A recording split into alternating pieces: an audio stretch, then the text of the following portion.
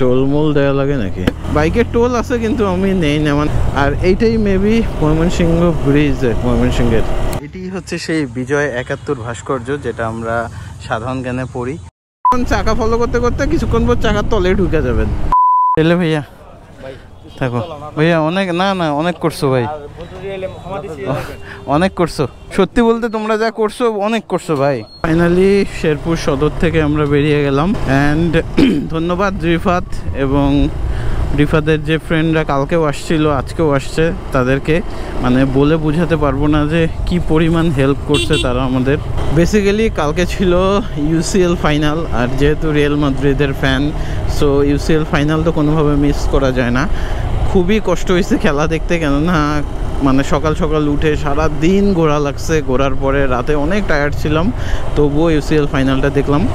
যাই হোক, সেটা বড় কথা না, সে কারণে বেসিক্যালি আমাদের আজকে নেত্রকোনার যে বিরিশিরি যাওয়ার প্ল্যান ছিল সকালে উঠে, সেটা ক্যান্সেল করতে হলো। এখন সময় 12:30, তো 12:30টায় বিরিশিরি গিয়ে দেন আবার ঘুরে এসে ঢাকা ব্যাক করা কোনোভাবে পসিবল না। আর আজকেই আমাদের ঢাকা ব্যাক করতে হবে। হচ্ছে যে আজকে বৃষ্টি হবে, সামনে আকাশ পুরা মেঘাচ্ছন্ন, হয়তো বা সামনে গিয়ে বৃষ্টি পাবো, বুঝতে পারছি না আসলে কি করব। বৃষ্টিতে কোনোভাবেই আর ভেজা পসিবল না, বিকজ আমাদের কোনো রেইনকোট বা কোনো কিছুই নাই। তো যাক, কিছু করার নাই, আগাইতে তো হবেই। লাস্ট কয়েকটা ট্যুরে এমন হচ্ছে অনেক প্ল্যানে চেঞ্জেস আসতেছে, মানে হয়ে উঠতেছে না, সবগুলো এক্সিকিউট হচ্ছে না, একটা বা ছোট্ট কিছু একটা মিস্টেক থাকতেছেই। যাই হোক, ওইটা কোনো বড় বিষয় না। আর নেত্রকোনা যেহেতু ঘুরতে পারলাম না, তার মানে নেত্রকোনার জন্য আরেকদিন আরেকটা সিরিজ হবে। নেত্রকোনায় দুইটা জায়গা, একটা হচ্ছে বিরিশিরি আর একটা হচ্ছে কলমাকান্দা, পাঁচগাঁও।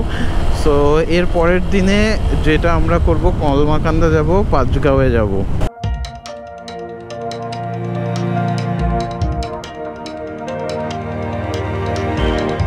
তো আমরা চলে আসলাম, মনে হয় এটা নকলা উপজেলা, মনে হয় এটা শেরপুরের। আর সত্যি বলতে সবাই নকলা বেশি করে, মানে শেরপুরের থেকে নাকি নকলা জায়গাটা ডিস্ট্রিক্ট হিসাবে নকলা উপজেলাটাই বেশি উন্নত।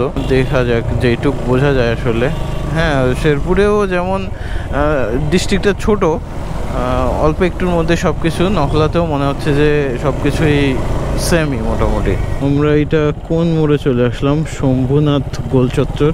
ডান দিক দিয়ে গেলে ময়মনসিংহ, অ্যান্ড বাম দিক দিয়ে গেলে দেখলাম নেত্রকোনা যেতে হয়, বাংলাদেশ কৃষি বিশ্ববিদ্যালয়, যেটা অনেক দিন থেকে আসতে চাই। আমার মামাতো ভাইও কৃষি বিশ্ববিদ্যালয়ে পড়ালেখা করছে। আর ময়মনসিংহ থেকে যারা ভিডিওটি দেখতেছেন, অবশ্যই ভাইয়ারা যদি ভিডিও ভালো লেগে থাকে একটা পেজটা ফলো দিয়ে দিবেন, অথবা ইউটিউব চ্যানেলে দেখলে সাবস্ক্রাইব করে দিবেন। এটা ব্রিজে উঠতেছে, জানি না এই ব্রিজটার নাম কি। এখানে চর ঝাউগড়া প্রাথমিক বিদ্যালয় আছে। টোলমোল দেওয়া লাগে নাকি? বাম দিক দিয়ে একটা গাড়ি বাইক গেল নাকি, আমিও চলে যাই। বাইকের টোল আছে?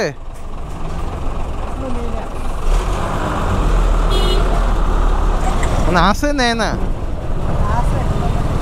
জীবনে এমন একটা টোল দেখলাম যে টোলের লোক বললো যে বাইকের টোল আছে কিন্তু আমি নেই না, মানে আমরা নেই না, আমি নেই না, আমি বুঝলাম না।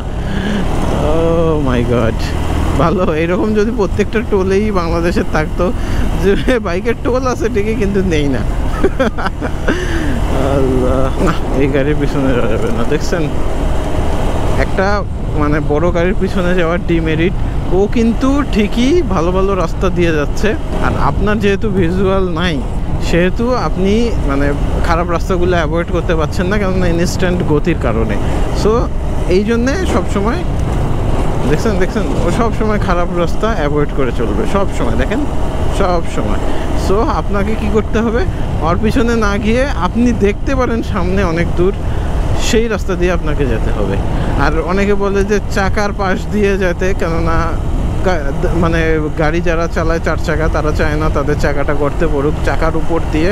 আমি এটা বিশ্বাসই করি না, মানে এটা একটা ভুয়া কথা ভাই। ঠিক আছে, ওরা না হয় মানে খাদের মধ্যে না পড়ে, কিন্তু আপনি যদি চাকা ফলো করতে করতে যান, তাহলে তো ভাই একটু পরে যখন চাকা ফলো করতে করতে কিছুক্ষণ পর চাকার তলে ঢুকে যাবেন। এইটা হয় না আসলে ফলো করে করে যাওয়া। তার থেকে সবচেয়ে বেটার রাইডিং স্টাইল হচ্ছে আপনি যতটুকু পারেন দেখে চালাবেন, নিজের সামনে ভাঙ্গা আছে না, পাহাড় আছে না, খাদ আছে না, কি আছে, আর এইটাই মেবি ময়মনসিংহ ব্রিজ, ময়মনসিংহের, আর ওইটা হচ্ছে রেল লাইন।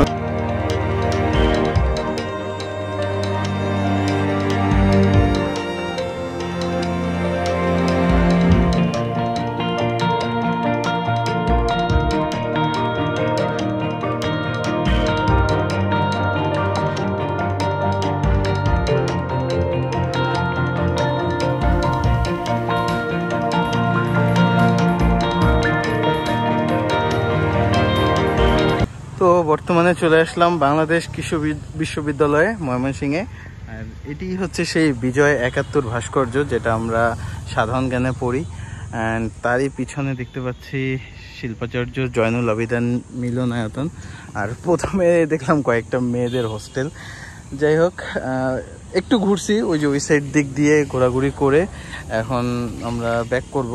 বেশি সময় থাকবো না, এখন যাব আমরা হচ্ছে শশী লজে, জমিদার বাড়িতে। ওখান থেকে গিয়ে জয়নুল আবেদিনের সংগ্রহশালা যে জায়গায় আছে সেই জায়গায় যাব, গিয়ে চলে যাব হচ্ছে আমাদের ঢাকায়।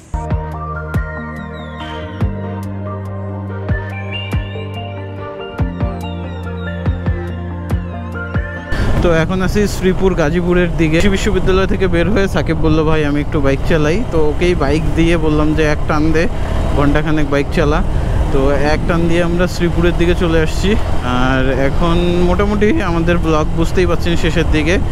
তো কৃষি বিশ্ববিদ্যালয়ের ঠান্ডা বাতাস, তারপরে মেঘলা আকাশ দেখে মন যত জুড়াইছে।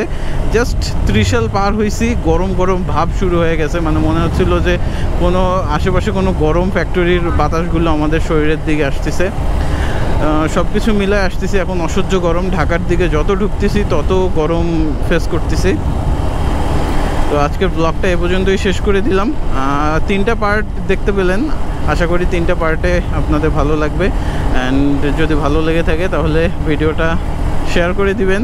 আর যদি কোনো ভুল ত্রুটি হয় ক্ষমা সুলভ দৃষ্টিতে দেখবেন। এই ছিল আজকের ভিডিও।